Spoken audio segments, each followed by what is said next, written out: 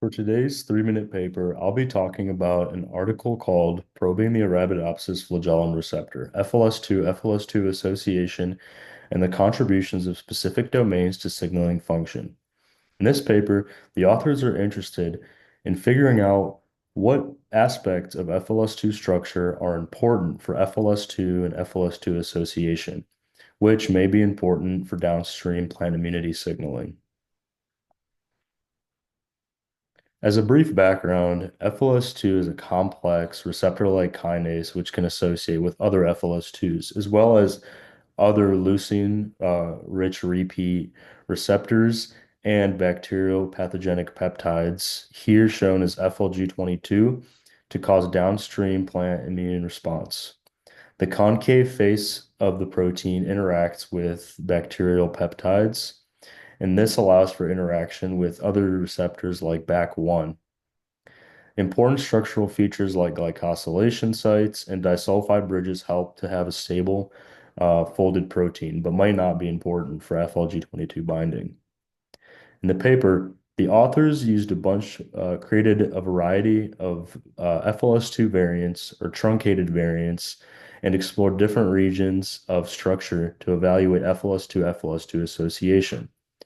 They used a variant which was known to disrupt association of FLS2s to evaluate as a baseline control, knowing as a point of comparison to see how other variants that they created uh, were capable of interacting with other FLS2s. The authors took a look at disulfide bridges and found that certain disulfides from cysteines on FLS2 structure were important for FLS2 responsiveness to FLG22, and mutating certain ones to alanine reduced the response and interaction with FLG22. They also found that in most cases, when creating truncated versions of FLS2, they the constructs were not tolerating the maintenance of FLS2 association. Finally, an important outcome of this work was when authors wanted to take a look at the importance of glycosylation for FLS2 and FLS2 association. And what they find is that in most glycosylation sites, when only one is mutated to an aspartate, there isn't much of a difference in responsiveness to FLG22.